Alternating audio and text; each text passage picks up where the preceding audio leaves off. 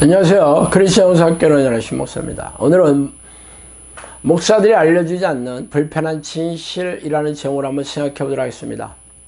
교회 건물에 가장 많이 도배하다시피 한 글귀가 바로 하나님은 당신을 사랑하신다라는 문장이죠. 수많은 전도주의 카피이며 열정적인 기독교인들이 자가용에 써붙이고 다니는 내용이기도 합니다. 그러나 당신이 성경을 촘촘하게 읽어보았다면 이러한 말이 교회 마당을 밟고 있는 모든 크리스천들에게 해당되는 얘기가 아니라는 것을 알고 경악하게 될 것입니다.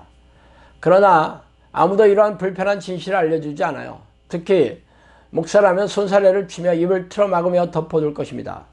그래서 오늘은 그 얘기를 좀 하고 싶어요. 여호와께서 말씀하시되 오라 우리가 서로 변론하자.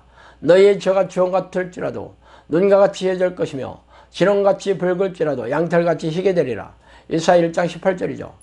내가 또 주의 목소리를 들으니 주께서 이르시되 내가 누구를 보내며 누가 우리를 위하여 갈까 하시니 그때 내가 이르되 내가 여기 있나이다 나를 보내소서 하였더니 여호와께서 이르시되 가서 이 백성에게 이르기를 너희가 듣기는 들어도 깨닫지 못할 것이요 보기는 보아도 알지 못하리라 하여 이 백성의 마음을 둔하게 하며 그들의 귀가 막히고 그들의 눈이 감기게 하라. 염려하건대 그들이 눈으로 보고 귀로 듣고 마음으로 깨닫고 다시 돌아와 고침을 받을까 하노라. 이사야 6장 8절에 10절입니다. 이 두 개의 구절은 서로 상반된 하나님의 말씀을 나란히 올려놓았어요. 그러나 기가 막히게도 이사야에게 주신 하나님의 말씀입니다. 아니 어떻게 공의로운 하나님이 이렇게 서로 다른 말씀을 하셨는지 기이하고 섬뜩하죠. 먼저 하나님은 이스라엘 백성들에게 화통하게 변론하실 것을 제안하십니다. 이같이 말씀하시는 하나님의 목적은 이스라엘 백성들의 죄를 깨끗하게 용서해 주실 것을 결심하고 계시죠. 그러나 몇 장이 지나지 않았어 하나님은 태도를 확 바꾸고 계시죠. 이스라엘을 보내면서 백성들의 눈을 감기고 귀를 막게 하고 마음을 둔하게 하여 하나님의 말씀을 깨닫지 못하게 하라고 명령하십니다. 그 목적은 백성들이 자신의 은총을 잊고 은혜를 받지 못하게 하려고 하시는 것이에요. 아니 처음에는 팔을 벌려 백성들의 죄를 용서해 주시고 받아주신다고 하더니 금세 변덕스럽게 마음을 바꾸시다니 우리가 아는 공의롭고 자비로운 하나님과는 거리가 멀죠. 그러므로 이 말씀을 읽으면서 당신은 성경에 기록되어 있다는 것이 믿어지지 않을 것입니다. 물론 이런 말씀을 가르치는 교회도 없고 목사들도 없어요. 그들은 오직 사랑의 하나님, 자비로운 하나님을 앵무새처럼 반복하고 있기 바쁘죠. 그렇다면 왜 하나님이 이렇게 마음을 바꾸었을까요? 그 이유를 아는 것은 어렵지 않습니다. 하나님께서는 선지자들을 보내셔서 이스라엘 백성에게 팔을 벌리고 자신에게 찾아와서 죄를 고백하고 회개하기만 하면 죄다 용서해 주실 것이라고 선포하였지만 이를 듣고 찾아오는 백성들이 없기 때문이에요. 하나님의 말씀을 경멸하고 업신여기는 백성들을 향해 하나님은 더 이상 자신의 백성이 아님을 선포하고 그들이 죄악으로 고통당하다가 지옥으로 던져질 것을 선언하고 계십니다. 그러나 우리네 목사들은 이러한 하나님의 변심을 교인들에게 절대로 알려주지 않아요.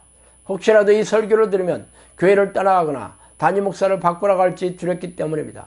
인자야 내 민족이 담 곁에서와 집문에서 너에 대하여 말하여 각각 그 형제와 더불어 말하여 이러기를 자 가서 여호와께로부터 무슨 말씀이 나오는가 들어보자 하고 백성들이 모이는 것 같이 내게 나아오며 내 백성처럼 내 앞에 앉아서 내 말을 들으나 그대로 행하지 아니하니 이는 그 입으로는 사랑을 나타내어도 마음으로는 이익을 따름이라. 그들은 내가 고운 음성으로 사랑 노래를 하며 음악을 잘하는 자같이 여겼나니 내 말을 듣고도 행하지 아니하거니와 그 말이 응하리니 응할 때는 그들이 한 선지자가 자기 가운데 있었음을 알리라. 에스겔 33장 30절 33절입니다. 하나님은 이 같은 태도를 보이는 이스라엘 백성을 속내를 에스겔을 통해 낱낱이 밝히셨죠. 하나님께서 선지자를 통해 하나님의 말씀을 선포하는 것을 들으며 그들은 단지 유행가를 부르는 가수처럼 여겨 하나님의 경고를 가볍게 여기고 흘려보냈다고 말씀하고 계십니다. 그러나 구약시대에는 하나님께서 선지자들과 종들을 보내어 하나님의 경고를 백성들에게 알려주었지만 작금의 현대교회에는 하나님의 말씀을 올곧게 전하는 목회자조차 찾아보기 힘듭니다. 그 이유는 지금은 우리 손에 성경이 주어져 있기 때문이죠. 그러나 교인들은 성경을 읽으면서 하나님의 뜻을 알려고 하지 않아요. 교회 오는 목적이 하나님의 뜻을 깨닫고 삶에 적용하여 하나님을 기쁘시게 하려는 게 아니고 오직 세속적인 성공과 부를 얻어 누리기 위함이죠. 그래서 성경에 기록한 하나님의 말씀을 제쳐두고 인간이 만들어서 관행적으로 내려오는 교회의 종교의식과 희생적인 신앙 행위를 하는 것으로 대체해버렸어요. 대부분의 우리네 교인들이 성경을 규칙적으로 읽고 묵상하기보다 목회자들의 설교를 통해 변질되고 왜곡된 말씀만을 배우고 있을 뿐입니다. 목회자들은 교인들이 듣기 싫어하는 죄에 대해 가르치지 않으며 성경에 기록된 하나님의 뜻을 철저하게 양육할 생각조차 없어요. 그래서 교회는 점차 세속화되며 종교적인 사교장으로 변질되어 가고 있습니다. 때가 이르리니 사람이 바른 교훈을 받지 않냐며 귀가 가려워서 자기의 사역을 따를 스승을 많이 두고 또 그 귀를 진리에 돌이켜서 허탄한 이야기를 따르리라. 디모데후서 4장 3, 4절이죠. 이 시대에 성령의 능력이 나타나지 않으며 희생적인 기도가 응답되지 않은 이유는 하나님이 우리네 교회를 떠나셨기 때문입니다.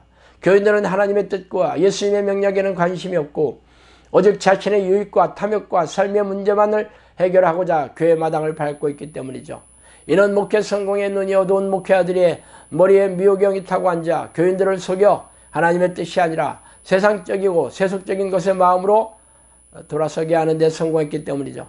그러므로 머지않아 당신이 심판대 앞에 서면 어떤 재앙이 벌어질지 예상하는 게 어렵지 않을 것입니다.